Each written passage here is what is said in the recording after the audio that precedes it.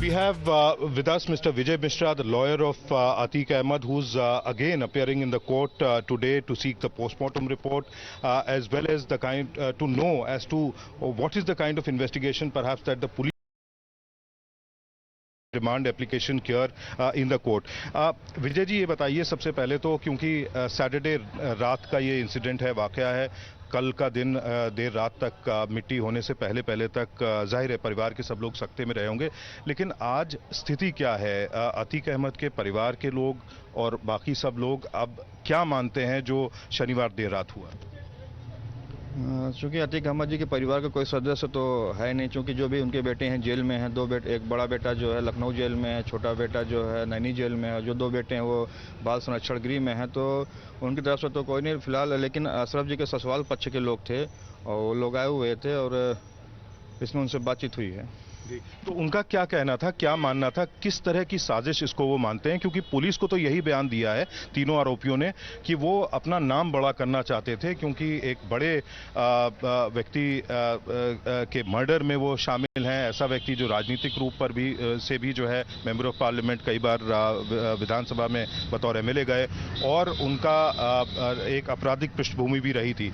तो किस तरह की साजिश मानते हैं परिवार के लोग? परिवार के लोगों का कहना है कि ये पॉलिटिकल साजिश है, एक राजनीतिक साजिश के तहत उनकी हत्या कराई गई है, और जो इसमें शूट आउट में शूटर शामिल थे उनकी इतनी हिम्मत तो नहीं थी या उनकी इतनी हैसियत नहीं थी, जिनके घर ही 2-3 लाख के हों, कच्चे मकान हों, वो 20-20 लाख की पिस्टल यूज़ कर लें इस शूट आउट में। तो ये बहुत बड़ी साजिश रची गई थी इस हत्याकांड कराने में।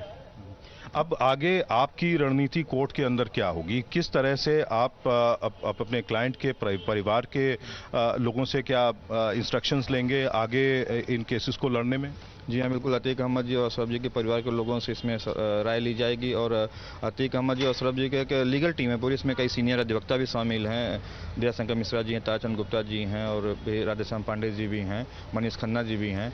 तो इन लोगों से एक टीम है उनकी, इन लोगों से राय ली जाएगी, सलाह होगा, उसके बाद ही कोई इसमें जो रणनीति तैयार की जाएगी, फिर उस पर काम किया जाएगा।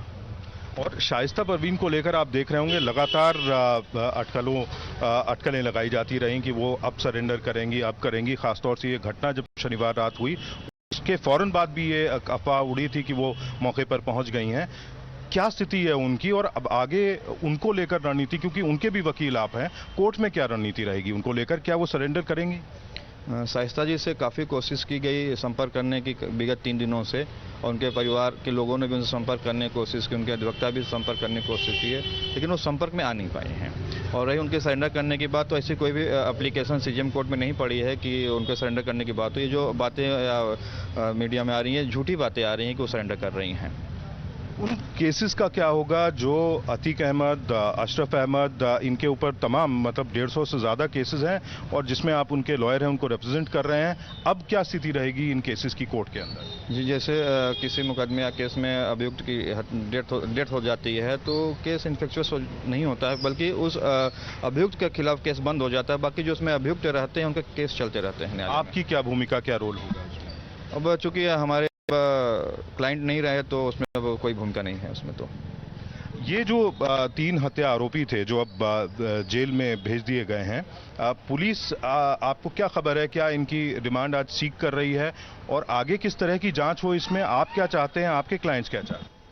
हाँ जी, बिल्कुल। हमारे क्लाइंट चाहते हैं कि उनके पास इतने वेपन्स, इतने कीमती वेपन्स, इतने खतरनाक वेपन्स आए कहाँ से।